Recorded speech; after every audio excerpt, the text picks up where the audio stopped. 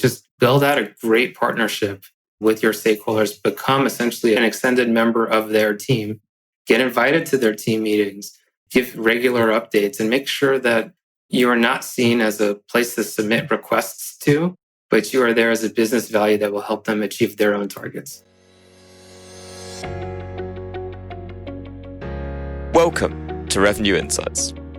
Every week, we'll be joined by revenue leaders from some of the most successful and highest growing companies.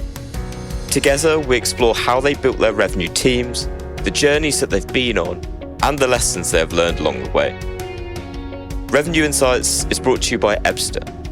We're a revenue intelligence platform designed to help revenue teams to build more pipeline, close more deals, and retain more customers.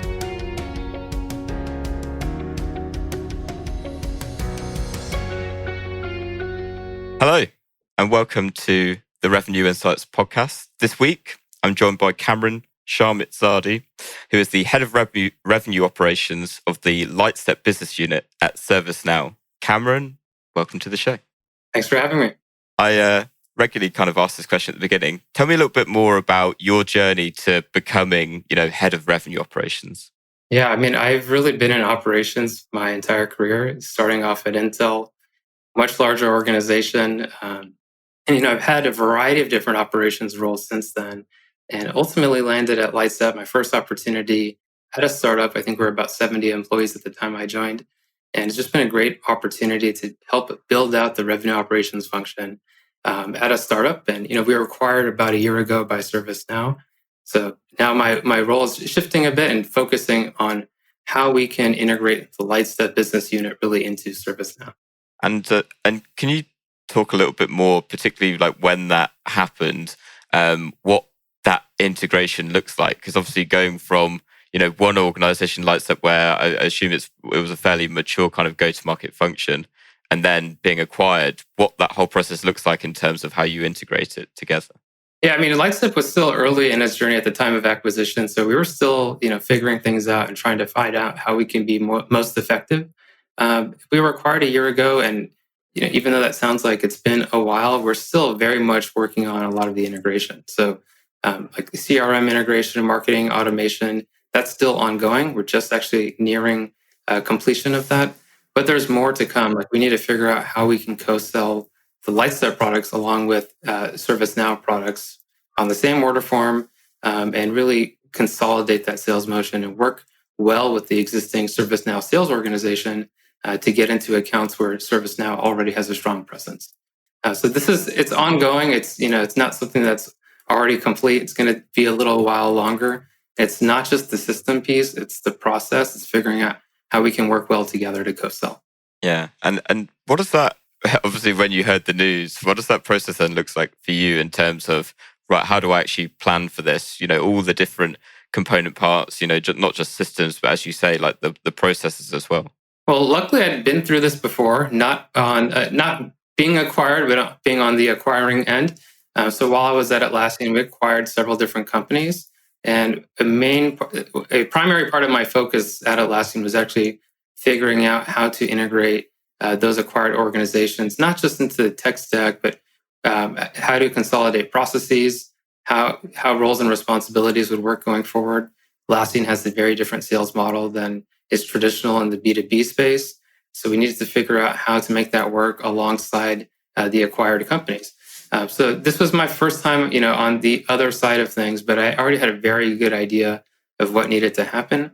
And it really just, for me, started with listing out all the stuff that I knew I needed to get done over the next year and trying to build a roadmap around, around that and just getting the resources, both people and money that would be necessary to make that successful. And can you shed a little bit more light on what that roadmap looks like, and I guess up to where you are today? So there was a very short-term list of things we needed to get done immediately to enable Lightstep to sell at ServiceNow. So this meant reviewing our order form terms, making sure we were fully in compliant with ServiceNow policies. So that was the immediate focus. The next phase of this for me was really the data and system migration. And this is what we're wrapping up right now. And that's been about a 6 to 9 month journey to figure out which systems we're going to use, how to align all these fields and data. And it's a very cross-functional process. This is spanning sales, marketing, customer success, finance, and we need to make sure that we are able to continue billing, invoicing our customers, signing up new accounts in the way that Lightstep has been able to do that. We actually have a billing model that's largely subscription or usage based, and that's not something that already existed at ServiceNow. So there's a lot there that we need to figure out so that we can make sure our existing subscription billing model works at ServiceNow. And then going forward, it's things like being able to co-sell more effectively, work with ServiceNow partners, further build out support for the subscription billing process. So there's a lot more that needs to happen. I would say the big chunk of this, which has been the system and data migration, that's just getting wrapped up and it's already been a year. But we still have 6+ months more of work to do, and we'll probably identify more in the coming months. Yeah, I can imagine that it's an ever-evolving process, right? It is. Yeah. And so in that time that you've kind of been bringing everything together, what would you say have been the three biggest challenges that you faced? Oftentimes it's identifying just the right owners for things. And, ServiceNow is a large organization. When I was at Lightstep, it was very clear who owned what. And for the most part, when it was revenue operations, it was largely me. Now, when you're interacting with a much larger 18,000 or so employee organization, you really need to identify who is able to make a decision, who owns each specific area, and you have to get consensus across the board because nothing is isolated and up to one person's span of control. You really need to have a conversation with a much broader audience to understand whether or not you can move forward with the proposal. So that has been one of the bigger challenges, is just trying to identify who the right stakeholders are and get approval before you are able to move forward. And is that something, I assume, because of just the sheer size of things over at ServiceNow? Is that right? Yeah, I mean, we have like two separate organizations that are very different in terms of just the size and the scale of ownership. And so just because of that, you really need to be able to identify who your stakeholders are, who you can partner with to help get things done. And I mean, that's partially a function of company size, but this is like a multi-month process. And I don't think that, prior to the Lightstep acquisition, that ServiceNow had previously acquired a company of Lightstep size. I think we were about 100+ employees at that time. So a lot of the acquisition motions were relatively new to a lot of people as part of ServiceNow, especially because the company had been growing so quickly and hiring new people. So there's just a lot of stuff that was relatively new that we needed to figure out to make the project successful. Yeah.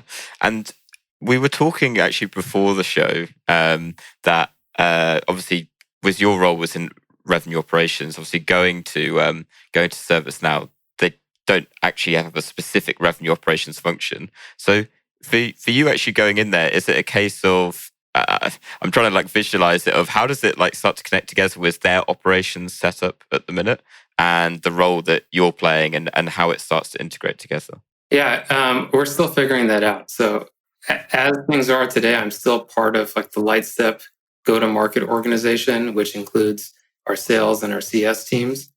So I am not part of a broader ServiceNow operations group.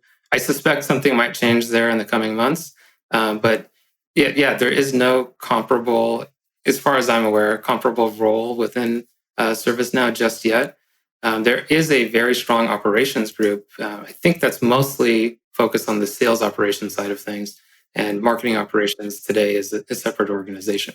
So yeah, we're still trying to figure out how the operations functions for Lightstep will fit into the ServiceNow organization, but for now it's separate.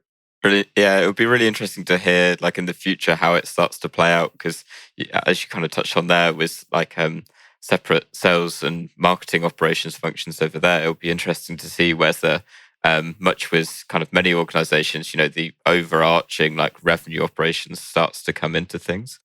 On the whole, across your career, what have been the three biggest challenges that you'd say that you've faced, and how do you think that you've overcome them?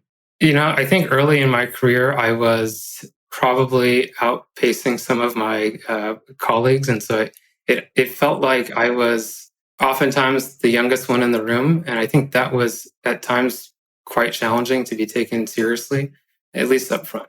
And so what I had to do is just put in a lot of good work over time, and establish that trust in an organization before people realized they could, at the time, trust somebody who was 20 years old at Intel. I joined pretty young, and that was always a challenge that I faced. Is just how to establish myself within an organization when, my colleagues are maybe twice my age. So that was always a challenge, and I've moved up fairly, quickly throughout my career, and it's less of an issue now. But that's something that that's a struggle I've encountered in multiple roles. Yeah, I think it's something that certainly I found as well. Never really goes away either, until until you really get to that point where it's like, right now I am, much older, and it's very similar to something that I cover a lot on the podcast, which is also like imposter syndrome as well, where coming into it, I think it's ultimately a good thing to have imposter syndrome because that's really like how you grow like within the role, but actually it's something that goes hand in hand with, I think, being young and in that position. And I wonder whether in your case it amplified even more within a revenue operations role, particularly, getting buy-in around it. It's still a relatively new function. Is that something that you've experienced yourself? I'd say so, because when you're interacting with these more established organizations like sales and marketing, which are traditional, and you have these at every organization, and they've been there for the last 50 plus years. Whereas revenue operations is quite a new function. It can be challenging to come in and explain why, first of all, this function should exist and should be discrete from, let's say, sales or marketing. But then why you think you might have a better way of doing something, when somebody might have been doing it a certain way the last 20 years. So it's not always easy to change people's perceptions or just way of doing things, especially when they're well established. But it's often helpful to be able to point to some sort of data and say, this doesn't look good versus the market. And I think implementing X will help improve that. And so that's generally how I would try to combat that. But you'll still be met with skepticism, and until you actually deliver it and have some time to show the results, I think people will still be a little reluctant to engage in brand new sweeping revenue operations initiatives. And so let's take it in a slightly different direction then. So how, in terms of how you the revenue functions at the minute, is it still very separate, with how Lightstep operating still very much on its own, or are you starting to see some crossover with ServiceNow? I want to do more the way that ServiceNow is doing things, because I generally don't think it makes sense to operate completely separately and have different processes.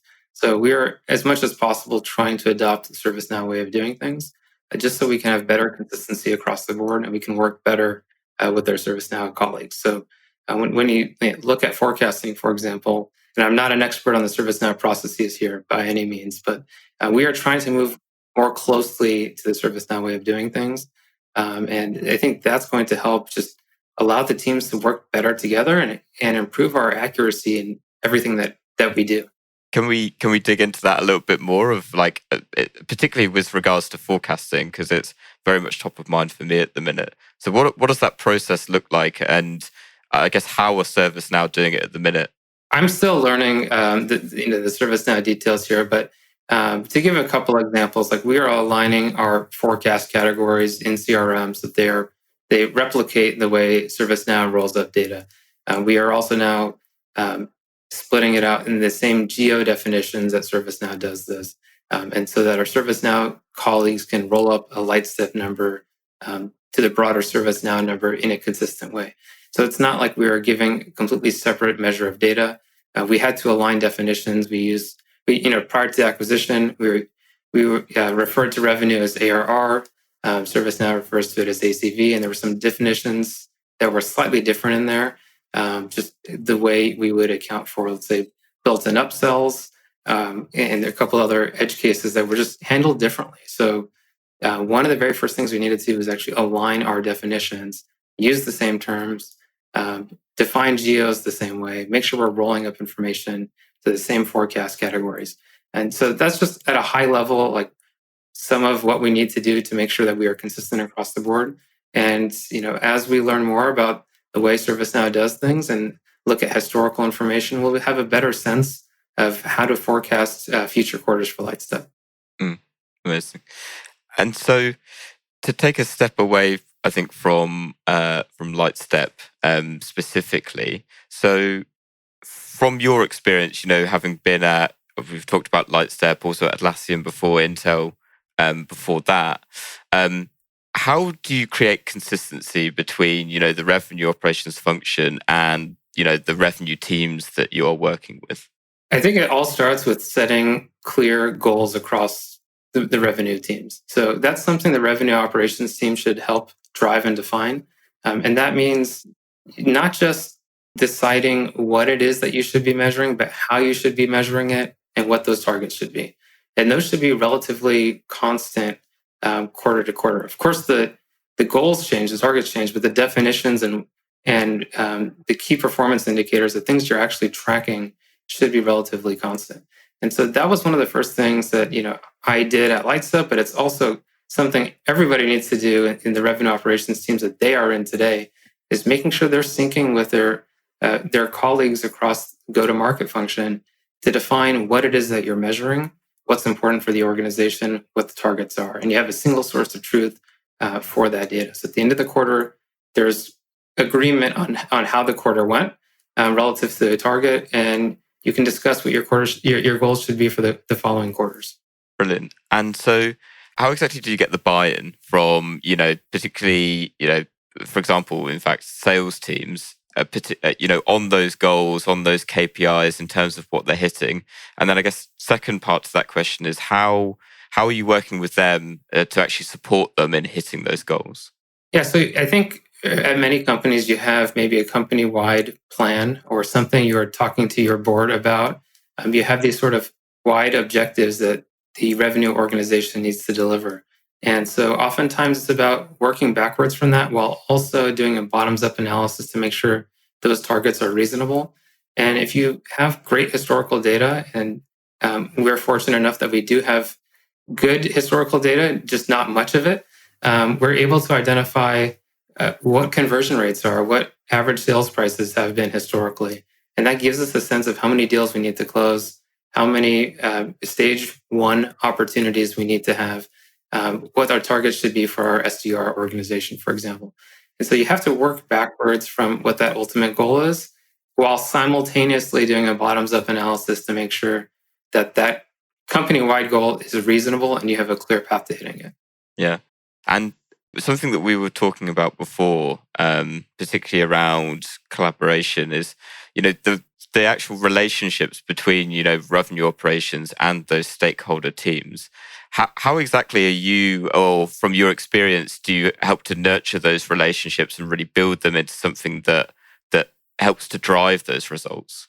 Yeah, so I think it's really important to be a trusted business partner for those stakeholders. And I think one mistake a lot of revenue operations, sales ops, marketing ops teams make is that they are overly focused on like submitting tickets. And so I know this might be an unpopular opinion, but I think when those operations teams fail to position themselves as strategic partners and instead direct their stakeholders to submit a ticket, that's just ineffective. And tickets are a great way for teams to track their own work, but they shouldn't be used as a shield to deflect ownership to a queue or to avoid a tough conversation. So instead, I think revenue operations teams really need to be proactive and speak with their stakeholders to capture requirements that they didn't even know they had. They need to provide a best-in-class customer experience, even if it's not the most convenient option for the revenue operations team. You need to deliver on your commitments, right? People need to have trust that the revenue operations team will come through when they say, something will be delivered in the next sprint. And then you need to be transparent and share frequent updates. And I think if you do those things and you focus on being a great partner to the business, you start to deliver value, you start to be a multiplier. And revenue operations is not a cost center, but it's actually a way to generate an extra 20, 25% increase in revenue in the following quarter.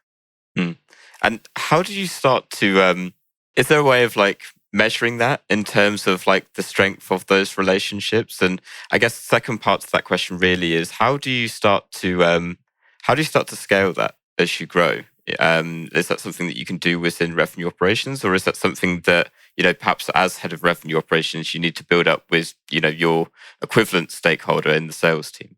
So I think there are multiple ways to measure this. For us, and what I've done in a couple of prior roles, is you're able to establish a baseline for some particular measure. And so, for example, whether it's like enterprise revenue or if it's upsell revenue, you have some sort of understanding of generally where that lies. And then if you're able to deliver a process change and maybe even tag things with a campaign, depending on what sort of changes you're making, you have a way to actually see and attribute.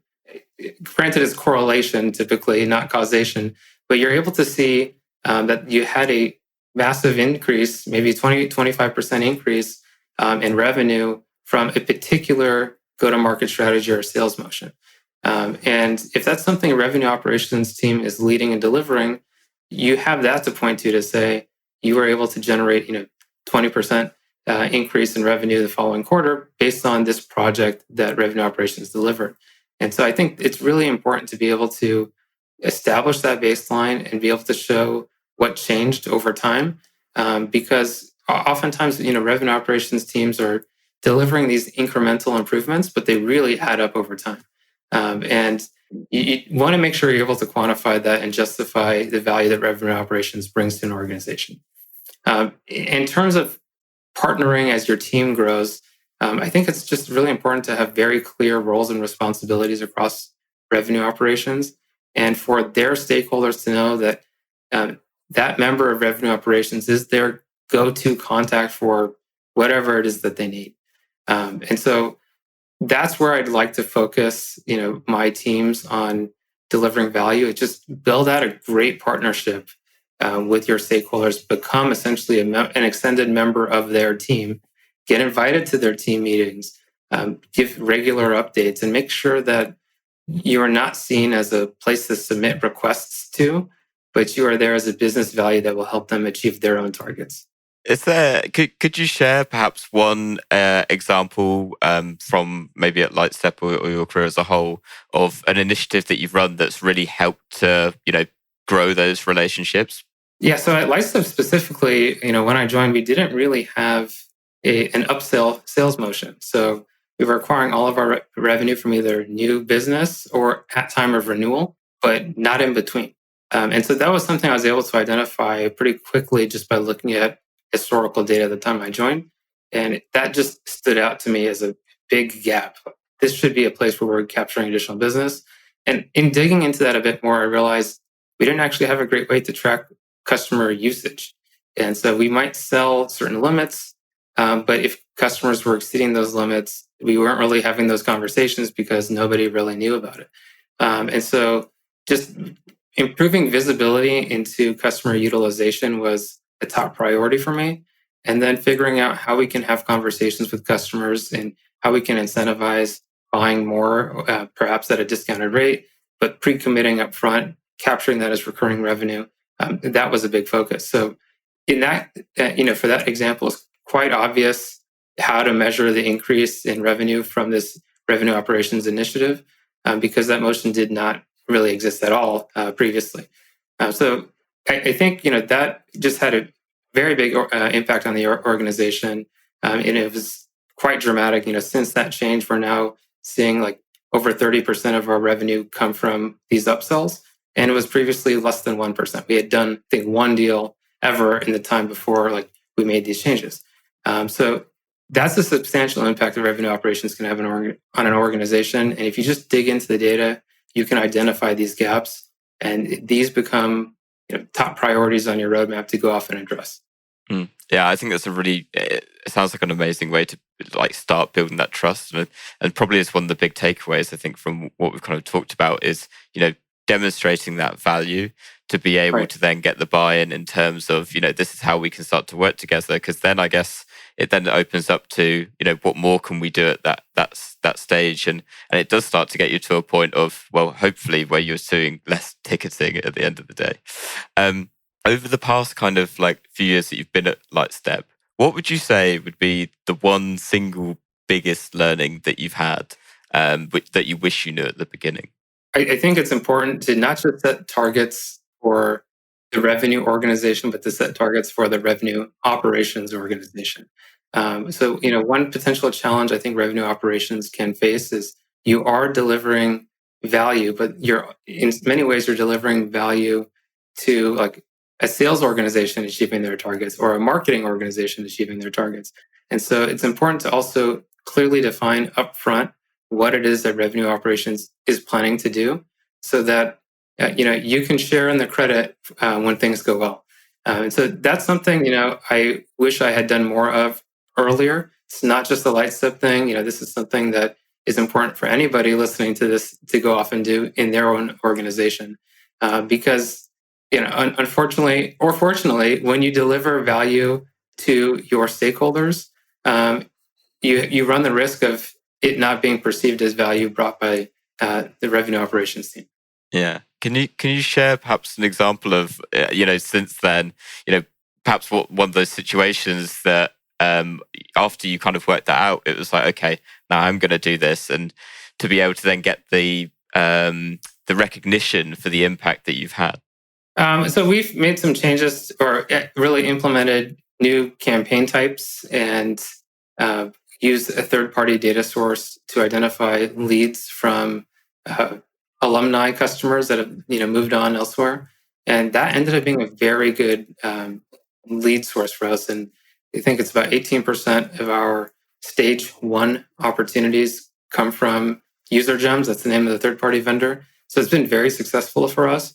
And we tag this as when we do our reporting on where our opportunities are coming from. We tag this as like a marketing sourced opportunity, and in many ways it is. But this was also a revenue operations project to help implement this and to bring this on. And this was not something that was on any sort of marketing roadmap, before revenue operations took this on. And so it's very easy to contribute to marketing team delivering a number of leads or meetings in a quarter. But this is really something that was driven by revenue operations, right? So, going into the quarter, of course, helping the marketing team achieve its targets was a goal for revenue operations. And when we are successful and we allow our teams to be successful or enable them to be successful, but you also just need to make sure that you are documenting upfront that you are going to be working on this very specific project, and you expect it to deliver more meetings, more opportunities, more leads, and then be able to demonstrate that at the end of the quarter. So I would just be a little bit more granular in how I define, some of the quarterly objectives or goals for revenue operations, so that when something does go well, you have a very specific project to point to that helped, enable those results. Mm. Now, I want to ask a slightly different question. I spotted in my research on you when I was kind of looking into your background beforehand that you're a keen runner. So I'm intrigued to know, are there any kind of skills or lessons that you've learned, being a runner that you've actually transferred into your career? Yes, several. So one of them we just talked about. So it's just setting measurable goals, and these are both like short-term and long-term goals. So you might have a goal for what you do this week, but also what you do this year or this season. And the next, I think, key learning for me was that in order to be successful, you really have to put in the work on a daily basis. It needs to become repeatable. It needs to become something that becomes a habit. So if you are, trying to achieve a long-term goal, you're not going to be able to do that successfully unless you've made this into a daily habit, and you don't even have to think twice about it. It's second nature, and over time, you just see gradual improvement. Yeah, it's the marginal gains over time, right? From the small little initiatives that you do, and I can only imagine like it goes hand in hand so well with revenue operations in particular. Finding those small little things and finding those little levers that you can pull, to increase win rates, to shorten sales cycle, which might only be a fraction of a percent in for a single rep, but when actually amplified over time, causes this influx really of improvement over time. Yeah, absolutely. Camron, it's been wonderful to have you on the podcast. Thank you so much for joining me. Last little bit, to everyone listening at home, if they want to connect with you, learn a little bit more about what you're doing over at Lightstep, where can they find you? I'm not really on the social networks, but you'll find me on LinkedIn. Awesome. Well, we'll put a link down to your profile down in the show notes. So Camron, thank you so much again for coming on. It's been great to have you. And to everyone listening at home, thank you so much for listening, and we'll see you next week. Thank you. Thanks for listening to Revenue Insights. If you want to learn more, subscribe to our newsletter and we'll deliver every episode straight to your inbox. If you have any questions, feel free to connect with us on LinkedIn. Our links will be in the episode notes. See you next week.